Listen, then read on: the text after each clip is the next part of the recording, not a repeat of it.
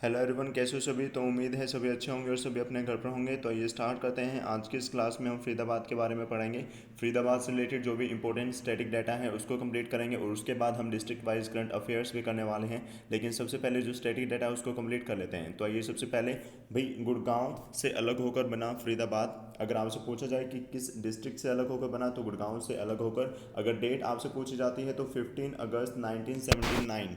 कब? 15 अगस्त 1979 को गुड़गांव से अलग होकर। इसे और किस नाम से जाना जाता है? इंडस्ट्रियल सिटी ऑफ हरियाणा के नाम से भी इसे जाना जाता है। फरीदाबाद को इंडस्ट्रियल सिटी ऑफ हरियाणा के नाम से जाना जाता है, क्योंकि यहाँ पर काफ़ी ज़्यादा इंडस्ट्रीज़ हैं, काफ़ी ज़्यादा इंडस्ट्रीज होने की वजह से इसको इंडस्ट्रियल सिटी भी कहते हैं। नेक्स्ट है, जहांगीर के कोषाधिकारी शेख फरीद के नाम पर इसे बसाया गया था। किसके नाम पर बसाया गया था? शेख फरीद के नाम पर। और ये क्या थे? जहांगीर के कोषाधिकारी। अब ये कोषाधिकारी क्या होते हैं? आजकल जो फाइनेंस मिनिस्टर हैं, तो उस टाइम पर जो फाइनेंस मिनिस्टर उनको कोषाधिकारी कहा जाता था। तो जहांगीर के कोषाधिकारी शेख फरीद के नाम पर इन्हें बसाया गया। और डेट अगर पूछी जाए या ईयर पूछा जाए तो 1607 में।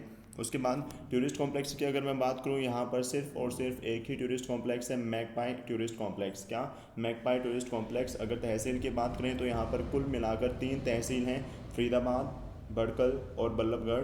क्या? फरीदाबाद, बड़कल और बल्लभगढ़। तो फरीदाबाद में आपसे पूछा जा सकता है कि कितनी तहसील हैं फरीदाबाद में, तो आपका आंसर रहेगा 3 तहसील हैं। कौन सी? फरीदाबाद, बड़कल और बल्लभगढ़।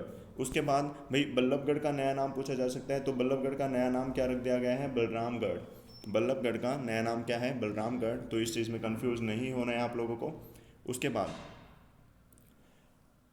बड़कल झील कब बनी? तो वो 1947 में।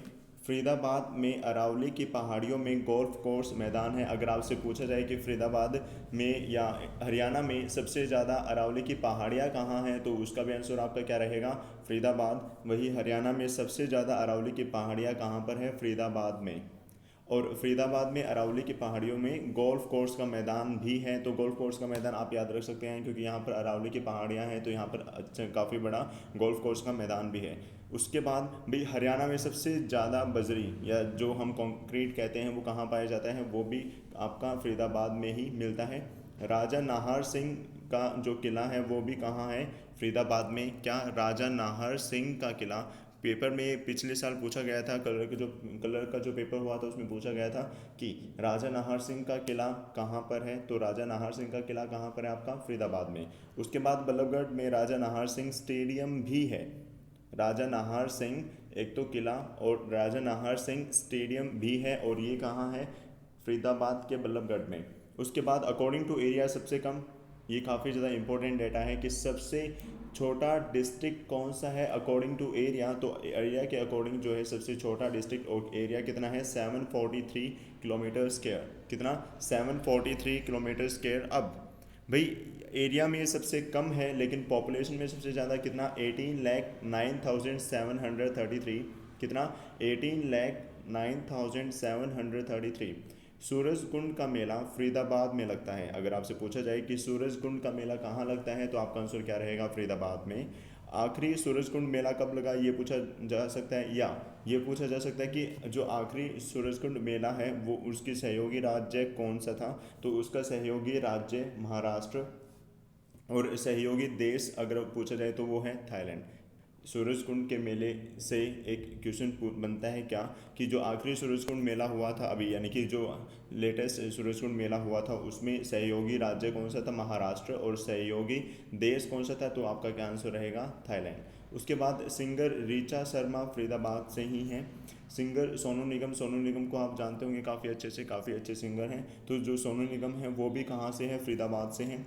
YMCA यूनिवर्सिटी जो है, यंग मैन क्रिश्चियन एसोसिएशन, ये भी कहाँ है? फरीदाबाद के अंदर। और डेट यानी कि जो ईयर है अगर पूछा जाए तो वो क्या हो जाएगा आपका? 1969, 1969 में YMCA यूनिवर्सिटी बनी थी। और ये कब, मतलब इसकी फुल फॉर्म अगर पूछी जाए तो यंग मैन क्रिश्चियन एसोसिएशन इसका आंसर रहेगा। उसके बाद 2018 में इसका नाम बदलकर जगदीश चंद्र बोस यूनिवर्सिटी रख दिया गया है। क्या चीज़? 2018 में इसका नाम बदलकर, आपसे पूछा जा सकता है कि किस यूनिवर्सिटी का नाम बदलकर जगदीश चंद्र बोस यूनिवर्सिटी रख दिया गया है। तो YMCA यूनिवर्सिटी का नाम बदलकर जगदीश चंद्र बोस यूनिवर्सिटी रख दिया गया है। और यहाँ पर सिंगल चाइल्ड गर्ल रिजर्वेशन है। अब ये सिंगल चाइल्ड गर्ल रिजर्वेशन क्या है कि अगर किसी परिवार में सिर्फ एक ही बच्चा है और वो सिर्फ और सिर्फ एक लड़की है तो वहाँ पर इसके लिए एक अलग से क्या है रिजर्वेशन है। उसके बाद लिंगियाज यूनिवर्सिटी अगर आपसे पूछा जाए तो ये भी कहाँ है, फरीदाबाद में।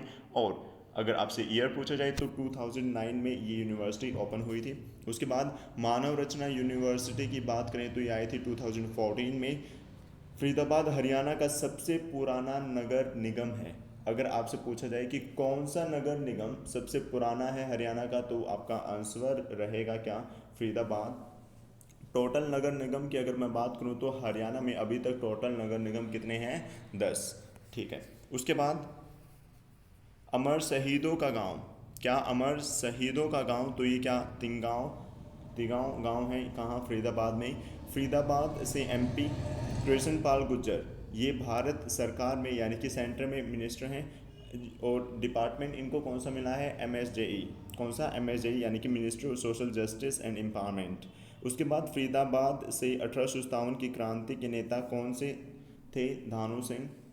फरीदाबाद से 1857 की क्रांति के नेता कौन थे, धानु सिंह। उसके बाद फरीदाबाद में यमुना नदी पर अनंगपुर बांध है। तो आपसे पूछा जा सकता है कि यमुना नगर यानी यमुना नदी पर अनंगपुर बांध कौन से डिस्ट्रिक्ट के अंदर है, तो वो आपका आंसर रहेगा फरीदाबाद। फरीदाबाद जो है एक स्मार्ट सिटी है, क्या फरीदाबाद को स्मार्ट सिटी का दर्जा मिला है। उसके बाद अगर मैं स्पोर्ट्स पर्सनालिटी की बात करूं, यहाँ से अजय रात्रा क्रिकेटर हैं, गौरव सोलंकी बॉक्सर जिन्होंने 2018 कॉमनवेल्थ गेम्स में गोल्ड जीता था।